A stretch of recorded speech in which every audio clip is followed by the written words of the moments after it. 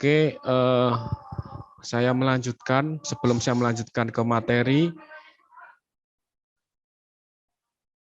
saya akan memperlihatkan buku yang kemarin sudah apa belum? Buku yang saya pakai.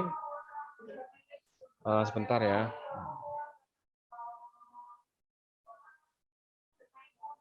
Buku yang sebagai acuan. Ini ya. Bukunya yang saya pakai adalah bisa kelihatan ya, Sistem Informasi Geografis, penerbitnya Informatika. Itu yang belum nanti yang tidak menghidupkan kamera langsung saya coret ya untuk Zoom hari ini. Jadi kosong untuk perkuliahan Zoom ya. Jadi minta tolong Zoom saya tidak lama kok, hanya mungkin paling lama setengah jam. Nah ini buku ya, saya perkenalkan bukunya ini yang saya pakai Sistem Informasi Grafis karangan Informatika ya penerbitnya. Silahkan nanti tugas-tugas saya ambil dari sini juga. Silahkan bagi kalian yang mau membeli ataupun meminjam di kakak tingkat kalian ataupun yang lain, silahkan saya persilahkan. Oke, saya melanjutkan ke materi untuk pada siang hari ini sesuai dengan apa yang telah Bapak jelaskan pada rencana RPS atau satuan pembelajaran di pertemuan minggu lalu. Saya share screen dulu. Oke, apakah sudah terlihat? Sudah, Pak. Suara saya jelas ya? Jelas, Pak. Oke, terima kasih atas responnya. Kita santai sambil kita diskusi, saya jelaskan terkait dengan pemetaan dan SIG. Jadi kenapa kemarin minggu lalu kenapa kita harus mempelajari pemetaan dan SIG, dan pada pada siang hari ini, pada kesempatan hari ini akan menjelaskan awal ya jenis dan definisi peta. Jadi supaya kalian lebih paham nanti kita sebelum memasuki ke sistem informasi geografisnya atau ke softwarenya ini. Nah di sini dari kalian, sebelum saya menjelaskan lebih lanjut, tahu ya peta itu apa?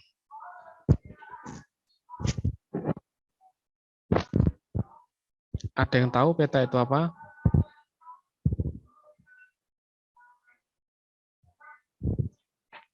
Peta. Justina mungkin? Peta?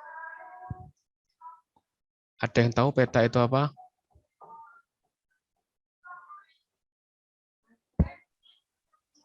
Peta merupakan gambaran muka bumi dalam bidang datar. Oke, Urbanus apa? Gambaran? Gambaran permukaan bumi dalam bentuk datar. Nanti yang digambarkan peta itu yang seperti apa kira-kira? Apakah bidang datarnya aja atau bagaimana? Yang digambarkan itu berupa bentuknya. Nah, ya berarti bentuk yang datar aja, yang misalnya dataran rendah, dataran tinggi, apakah nanti digambarkan nggak dalam peta kira-kira? Akan, Pak. Mana Isa nggak ada gambarnya ya? Coba kamu buka dulu. Tadi. Nanti apakah nanti yang kira-kira yang digambarkan dalam peta itu apakah hanya dataran rendah, dataran tinggi, atau semua di permukaan bumi kira-kira? Pas kalian mungkin mau menambahkan? Gambarannya datar tapi dengan skala tertentu, Pak. Oke, yang lainnya mungkin ada tambahan? Alfred?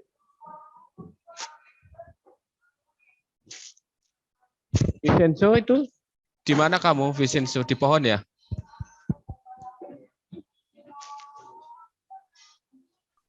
Soalnya jaringan, Pak. Pak RW penting. Di luar ya? Iya, Pak, di luar, Pak. Oke, saya lanjutkan ya. Jadi gambaran permukaan dengan skala tertentu. Itu juga boleh, tapi ada beberapa yang supaya lebih tepat untuk menggambarkan apa sih peta itu sebentar, oke.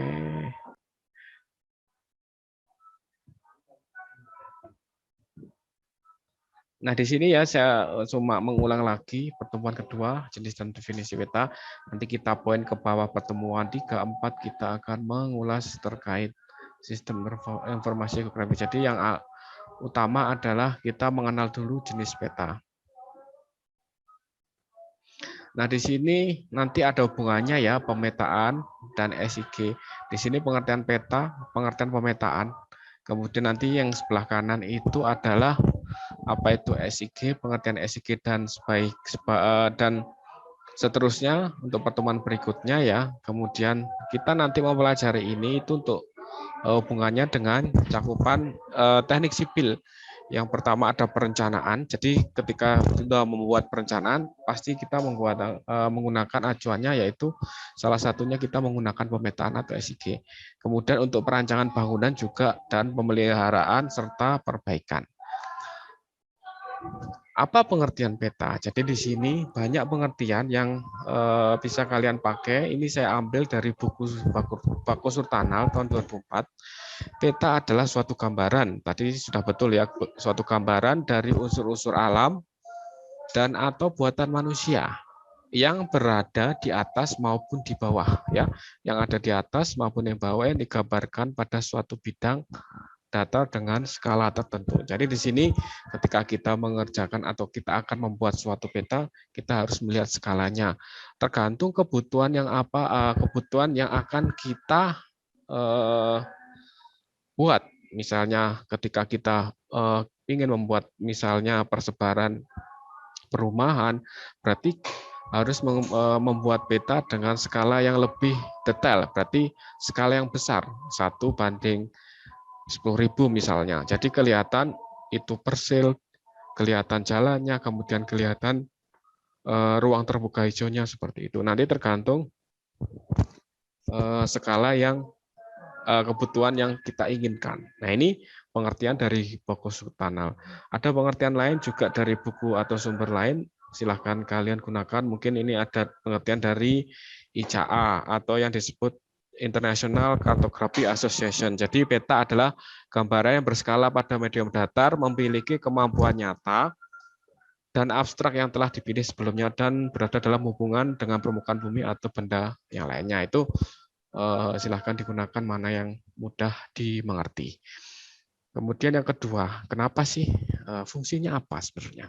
Fungsi apa? Kenapa sih kita menggunakan peta? Fungsinya yang pertama adalah untuk menunjukkan posisi atau lokasi. Jadi dengan kita menggunakan peta tahu, oh lokasinya di titik ini.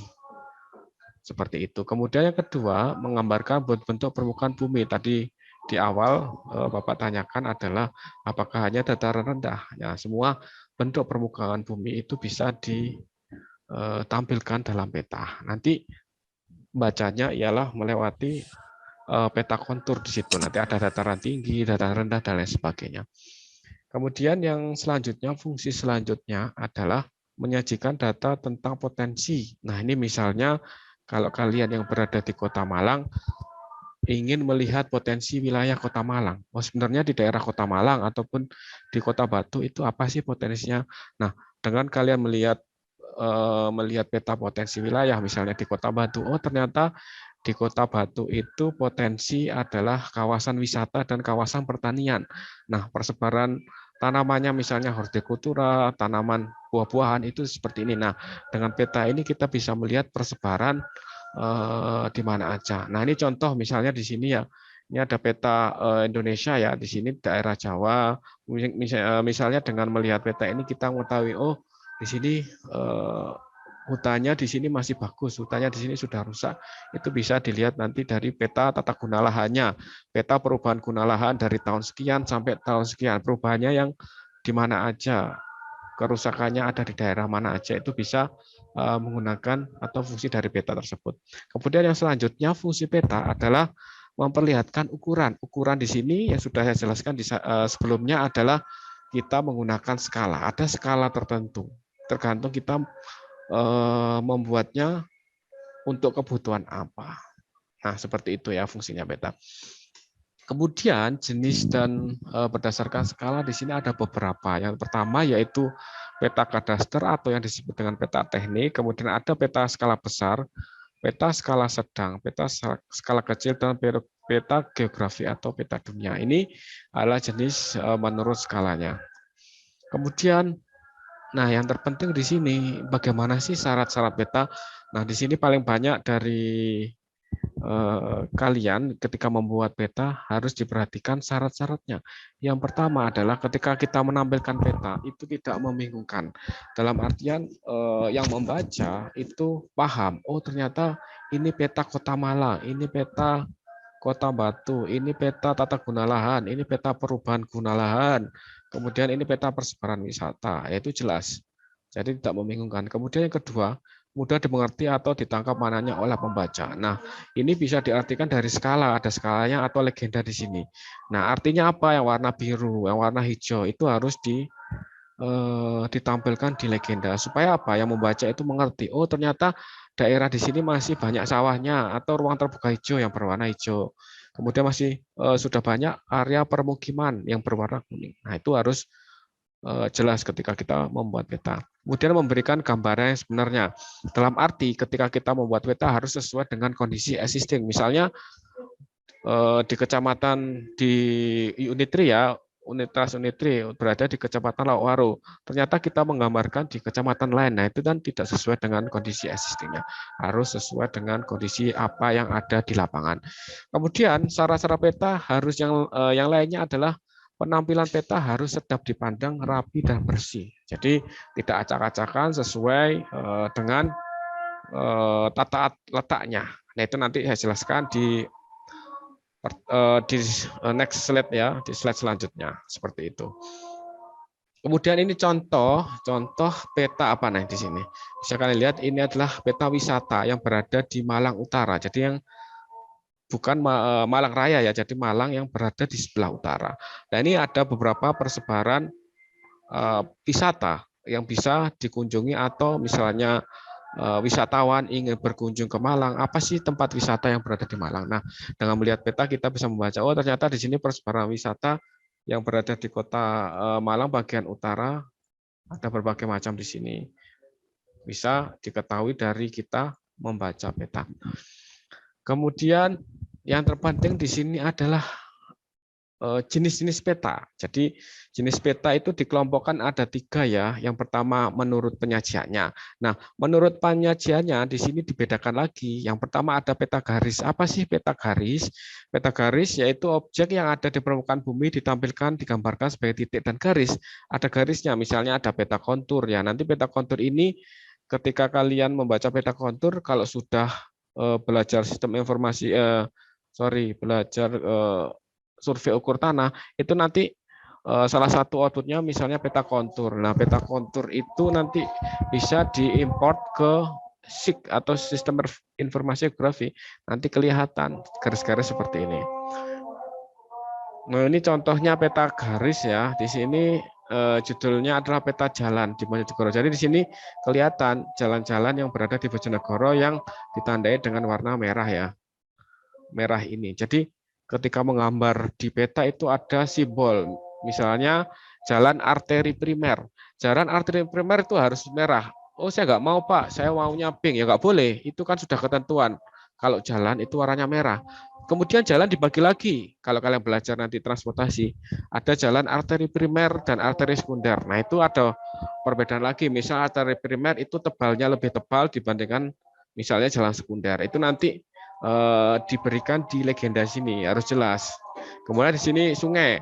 Sungai itu digambarkan dengan warna biru.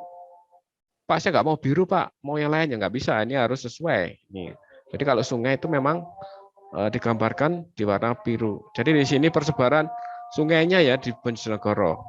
Nah, kalau nanti digabungkan antara peta jalan dan Bojonegoro bisa, itu namanya di overlay. Di overlay nanti di overlay itu nanti sistem ditumpuk ya, menggunakan AutoCAD bisa, menggunakan SIG bisa, nanti kelihatan. Oh, di sini jalan-jalan mana yang terlalui atau yang dilewati sungai itu bisa. Ini contohnya ya, peta garis. Kemudian yang kedua adalah peta foto citra, ini banyak sekali sudah paham ya kalian. Jadi kita melihat dari citra satelit. Sebenarnya kalian sudah menggunakan peta, misalnya kalian pesen di aplikasi, di Gojek atau Grab, di situ kan pasti menggunakan navigasi ya di situ. Nah, ini dari menggunakan basicnya peta foto citra. Jadi foto citra itu sesuai kondisi yang ada di lapangan atau kondisi existing. Kalau kalian melihat di gambar ini, berarti di sini banyak ya, ini perumahan ya, perumahannya sudah penuh, sudah berdempetan. Kemudian mungkin di sini ada apa namanya ini, stadion ya, kelihatan stadion. Stadion di sini ada tempat parkirnya. Nah, Pak, saya kok lihat petanya ini kurang jelas, Pak. Saya pingin kelihatan rumah saya di sini, Pak. Misalnya, saya pingin buat peta yang jelas kelihatan jalannya. Oh, berarti kalian butuh peta skala yang lebih besar, 1:10.000. Berarti kelihatan di sini kelihatan jalannya, kelihatan peta rumahnya seperti itu. Jadi tergantung mana yang dibutuhkan. Nah, ini contohnya dari peta citra. Tidak bisa, jadi jangan peta misalnya saya ingin peta, ya udah dari citra itu JPEG saya crop, kemudian saya tarik-tarik, itu jangan, jelek sekali. Jadi bikin, misalnya kalau kita basicnya foto citra, ya kalian delineasi, kalian tracing di sini lagi, bikin lagi tracing lewat AutoCAD, kan bisa kalian lewat AutoCAD di tracing lagi, dibikin, disesuaikan koordinatnya. Jangan peta gambar ini ditulis langsung ditempelkan. Nah, itu nggak bagus ya, namanya seperti itu. Nah, dari foto udara juga bisa kelihatan di sini bisa menganalisis misalnya perubahan guna lahan. Oh, misalnya kalian yang berada di Kalimantan, perubahan bagaimana sih perubahan guna lahan misalnya tahun 2000 sampai 2020. Oh, ternyata di sini tahun 2000 itu ruang terbuka atau misalnya di sini hutan itu masih belum rusak, Pak. Dan sekarang ini kelihatan dari foto citra satelit di sini warnanya coklat bahkan hitam. Oh, berarti daerah sini memang misalnya di sini sudah rusak, entah itu kebakaran ataupun ditanami apa ya, digunakan tanami apa namanya yang kalau di Kalimantan itu, pokoknya kelihatan di citra satelit ini daerah yang hijau ini sudah berkurang seperti itu. Kita bisa melihat dari foto citra satelit. Nah, yang kedua adalah, saya lanjutkan, yang kedua adalah peta menurut isi. Jadi menurut isi dibagi lagi ada peta topografi. Nah, peta topografi itu berisikan informasi tentang bentukan alami permukaan bumi yang sudah saya jelaskan atau yang di awal tadi. Kita mengetahui, oh daerah kalian itu berada di daerah dataran tinggi, dataran rendah, itu bisa dilihat dari peta topografi. Biasanya di peta topografi ini merupakan peta dasar untuk membuat peta yang lain. Jadi ada peta dasar yang bisa kita olah untuk misalnya dari peta topografi ini, Pak, saya membuat peta persebaran jalan di Kota Malang atau peta persebaran wisata di Kota Malang, ya bisa dari foto topografi ini diolah lagi bisa. Nah, ada peta dasarnya biasanya. Nah, ini contoh peta rupa bumi ya, di sini ada legendanya jelas, kemudian yang kuning apa di sini jelaskan, ada jalannya, ada sungai dan lain sebagainya. Ini karena skalanya luas ya ini sehingga tidak bisa detail. Nanti kalau detail ya kita butuh skala yang lebih besar lagi. Kemudian tadi yang pertama itu peta topografi ya. Yang kedua yaitu peta tematik. Apa itu peta tematik? Itu berisikan informasi spesifik tentang suatu bentukan alami atau fenomena yang ada di permukaan bumi. Jadi peta tematik itu menyajikan tema tertentu, misalnya peta status lahan atau land status, atau persebaran penduduk bisa juga. Kemudian peta transportasi, administrasi, ataupun geologi, dan lainnya, dengan menggunakan peta rupa bumi yang telah disederhanakan sebagai dasar untuk meletakkan informasi tematik. Jadi ada khusus dari peta tematik ini, misalnya yang tadi saya sudah jelaskan, untuk misalnya peta status lahan di kota A, gimana statusnya di sini. Kemudian persebaran penduduk di kota, misalnya Malang, oh ternyata Kecamatan Lowokwaru itu jumlah penduduknya paling padat. Nah, itu yang disebut dengan peta tematik contohnya seperti itu. Jadi banyak lagi contoh lain yang bisa kita eksplor, itu masuk ke dalam peta tematik. Nah, supaya lebih paham di sini contoh peta tematik ini peta yang dibuat, yaitu peta administrasi Kabupaten Malang dan peta geologi. Ini contohnya peta tematik. Di sini ada warna yang beda. Ini ada jalan warna merah. Ini ada skalanya. Ini ada legendanya. Jalan arteri ini kelihatan ya, pasti lebih tebal. Kemudian jalan kolektor. Nah, ini persebaran geologi, ada warnanya yang berbeda. Nah, ini penjelasannya di sini. Jenis-jenis bebatuan apa aja yang persebaran di Malang Raya. Nah, ini bisa ditampilkan di dalam peta. Kemudian ini peta yang Bapak buat, ini adalah contoh peta yang berada di Kabupaten Probolinggo, yaitu kelihatan ya, masih kelihatan ya PowerPoint-nya? Masih, Pak. Masih ya? Oke, terima kasih. Pak. Nah, ketika nanti kalian membuat ketika ujian proposal, ujian skripsi, buatlah susunan, atau misalnya ketika menampilkan sesuatu, menggambarkan suatu wilayah. Ini kebetulan penelitian di daerah Probolinggo, jadi di sini di Kabupaten Probolinggo, kalau kalian tahu, di sini merupakan jalan, jadi banyak merupakan jalan nasional ya, dan banyak dilewati di sini, posisinya strategis. Nah, ini menggambarkan, oh jadi posisi saya di sini misalnya penelitian. Jadi menggambarkan bahwa di nomor 25 di Kabupaten Probolinggo itu strategis jalan nasional yang dilalui sebelum menuju ke Pulau Bali atau Pulau Bali ya di sini. Di Banyuwangi nyabrang ke sini ya. Nah, seperti itu. Jadi lebih informatif dan lebih jelas. Contohnya misalnya nanti bikin PowerPoint yang informatif. Jadi jangan hanya PowerPoint, Word-nya di copy paste gitu. Jadi kan lebih menarik kalau kita menampilkan peta, menampilkan foto, kemudian menampilkan apapun yang bisa menjelaskan kita ketika presentasi. Nah, ini juga contoh peta struktur ruang Kota Malang. Jadi ketika membuat sebuah peta harus jelas, ada judulnya, kemudian ini pemerintah Kota Malang, judul petanya, judul gambar, ada legenda keterangannya apa. Yang warna kuning apa sih Pak? Warna kuning, oh ternyata di sini. Yang ini ungu itu adalah pusat pelayanan kota, berada di Kecamatan Kaujan. Unit 3 mana? Unit 3 di Kecamatan Lawaru di sini. Pak nggak kelihatan ya, berarti kalian harus bikin peta kecamatan ini, kecamatannya aja Lawaru, kemudian nanti dibuat skala, nanti kelihatan letak atau posisinya di sebelah sini. Nah, ini kan karena kita keseluruhan di Kota Malang. Jadi disesuaikan seperti yang Bapak bilang, disesuaikan dengan kebutuhan.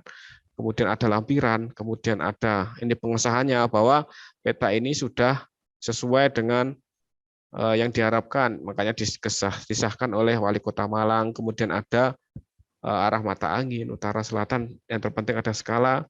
Kemudian ada kiplennya. Kiplen itu Malang ini di Jawa Timur sebelah mana? Oh, ternyata sebelah sini. Nah, ini ada kiplen, kemudian ada keterangan lain yang memang kalau dibutuhkan seperti itu. Jadi kalau kita bikin seperti ini kan lebih indah ya. Jadi skala, kemudian letak bujur timur atau selatan itu semua sesuai letaknya. Seperti itu. Kemudian ada peta pola ruang Kota Malang. Jadi yang warna kuning tadi, oh berarti permukiman. Oh berarti Kota Malang itu padat ya, banyak permukimannya. Sudah penuh. Bisa lihat, oh persebarannya hampir seluruh kecamatan itu permukimannya sudah padat. Kemudian ini warna merah, oh perdagangannya sebelah sini. Kemudian hijau, oh lahan hijaunya hanya sedikit Pak ya. Semakin tahun semakin berkurang karena memang kebutuhan akan tempat tinggal itu selalu meningkat Pak setiap tahun. Berarti perubahannya kelihatan jelas. Yang dulu mungkin di sebelah sini itu adalah adalah hutan atau ruang terbuka, sekarang sudah dipergunakan permukiman semua. Nah, ini bisa kita lihat di sini. Ini adalah pola ruang Kota Malang. Jadi di sini sebagai seorang perencana atau karena teknik sipil harus tahu, misalnya mau membangun perumahan tapi di situ dibangun pada daerah yang tidak boleh dibangun, daerah kawasan lindung, berarti ya melanggar aturan. Makanya harus bisa membaca peta di sini. Letaknya di mana? Apakah itu kawasan pertanian atau kawasan perkebunan? Jadi harus dilihat, disesuaikan dengan RT RW atau rencana tata ruang wilayahnya. Seperti itu contohnya. Saya lanjutkan. Peta menurut format seperti biasa, ada hard copy, ada digital karena sekarang sudah disimpan di file ya. Kemudian peta menurut skala. Nah, ini yang saya jelaskan tadi. Peta skala sangat besar. Kalau peta skala sangat besar, berarti lebih besar dari 1:10.000, berarti detail lagi. Bagaimana kalau 1:5.000? Berarti lebih detail lagi, kelihatan lebih detail dibandingkan 1:10.000. Kemudian ada peta skala besar, berarti sangat besar, skala sedang, dan skala kecil. Nah, ini peta menurut skalanya. Contoh, ini kelihatan ya, PowerPoint-nya kelihatan ya. Di sini skala berapa ini kira-kira ini?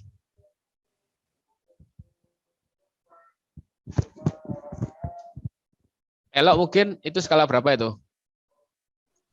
1:10. Ini berapa? Banding 16.000, Pak. Ini? Masuk 16.000 atau 18? Ya 18. Berarti masuk yang mana? Skala apa berarti? Masuk yang mana? Skala sangat besar, Pak. Berarti masuk yang di A ya, skala berat. Nah, ini dibuktikan bahwa kelihatan ya persil-persilnya, kelihatan jalannya, kelihatan yang kuning-kuningnya. Jadi lebih di crop lagi, lebih jelas di sini. Kalau pengen lihat lagi ya berarti harus lebih, misalnya 1:5.000, berarti lebih kelihatan lagi. Oh, ternyata di sini Pak perumahan saya. Perumahan apa di sini misalnya. Saya pengen lihat persilnya di sini, berarti harus lebih detail lagi. Makanya tergantung fungsinya. Kalau di sini karena kawasan perkotaan Karangploso, karena di sini kawasan perkotaan Karangploso itu batasnya seperti ini. Nah, seperti itu ya contohnya. Paham ya kira-kira?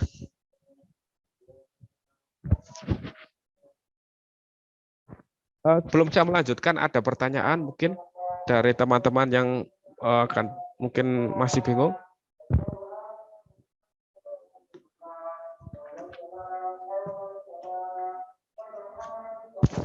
Ada?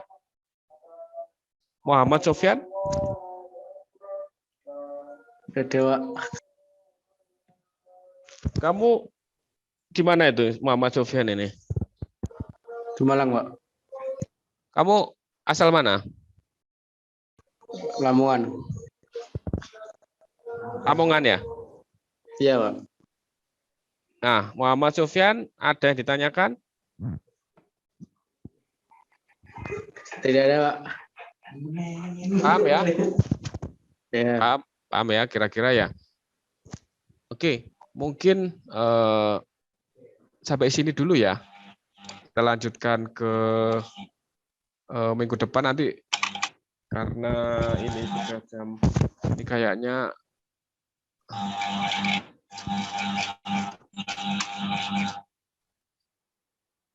nanti setiap materi nanti silahkan dilihat di Google Classroom ya. Jadi saya menjelaskan mungkin sampai sini aja terkait definisi peta dan penggunaan tadi. Nah, nanti kita lanjutkan, ataupun nanti setelah perkuliahan Zoom ini kalian ada pertanyaan, silahkan ditanyakan, tidak apa-apa, supaya kalian lebih paham terkait ini, terkait perkuliahan untuk minggu kedua ya, minggu kedua ini. Sebelum Bapak menutup, ada mungkin 5 menit waktu, silahkan kalau ada yang ditanyakan. Elok? Ada, Pak. Ya, silahkan Elok. Assalamualaikum warahmatullahi wabarakatuh. Selamat sore. Jadi saya mau cerita sedikit ya, Pak, sharing-sharing mengenai pengalaman saya yang sebelumnya pernah.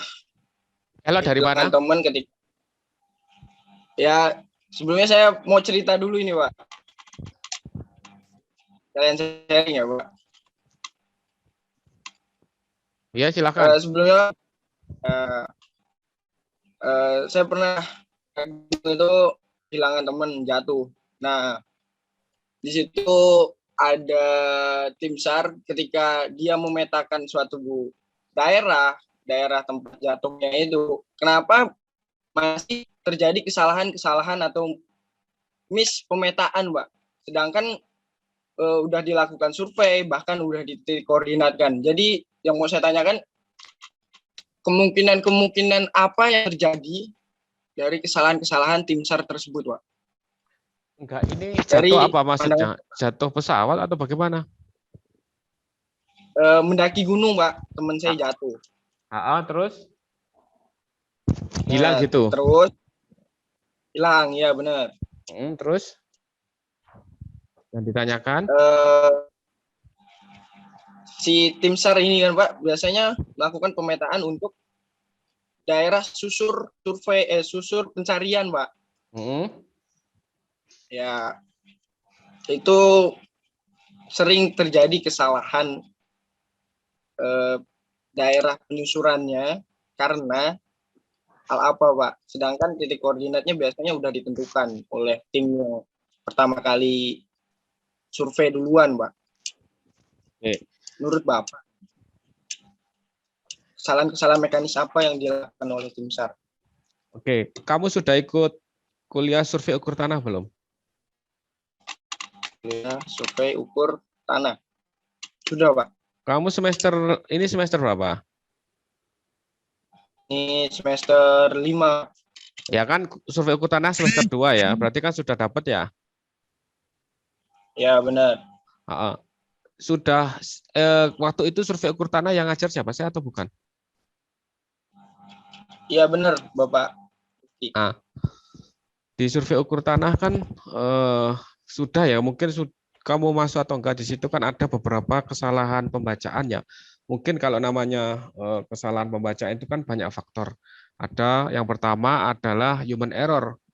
Mungkin misalnya ada sebagian yang salah baca antara satu orang, misalnya orang A, orang pertama dengan orang dua mungkin beda. Nah, di situ bisa juga terjadi kesalahan seperti itu. Jadi misalnya contoh aja ketika kemarin kita misalnya melakukan survei ukur tanah, ketika diberi misalkan itu satu kelompok 5 orang. Nah, pembacaan misalnya orang satu dengan orang kedua itu kadang berbeda. Makanya ada namanya bagaimana cara menanggulangi kesalahan di situ. Ada rumusnya, kalau kemarin saya ajarkan ada beberapa rumusnya bagaimana meminimalisir kesalahan itu. Ada pembacaan yang salah seperti itu. Kalau koordinat sesuai dengan koordinat, misalnya dari pembacaan GPS atau lain sebagainya. Kalau GPS-nya sudah ditentukan kan biasanya kalau mendaki gunung kan sudah ditentukan ya. Iya, benar, Kak. Ya, kalau itu berarti misalnya yang bertanggung jawab untuk kalau kasus seperti itu biasanya badan yang menangani Basarnas ya, benar nggak kira-kira dari Basarnas itu? Benar, Pak. Nah, dari Basarnas itu mungkin dari timnya ada beberapa kesalahan dalam perhitungan. Itu bisa juga akhirnya kebingungan, tidak ketemu. Tapi kalau kemarin kalau kamu lihat kasusnya ada yang hilang setelah seminggu ya, ada anak hilang seminggu ketemu. Nah, itu alhamdulillah kalau saya baca ya, itu masih sehat ya, masih sehat. Nah, masih sehat itu kan ketemu juga kan itu.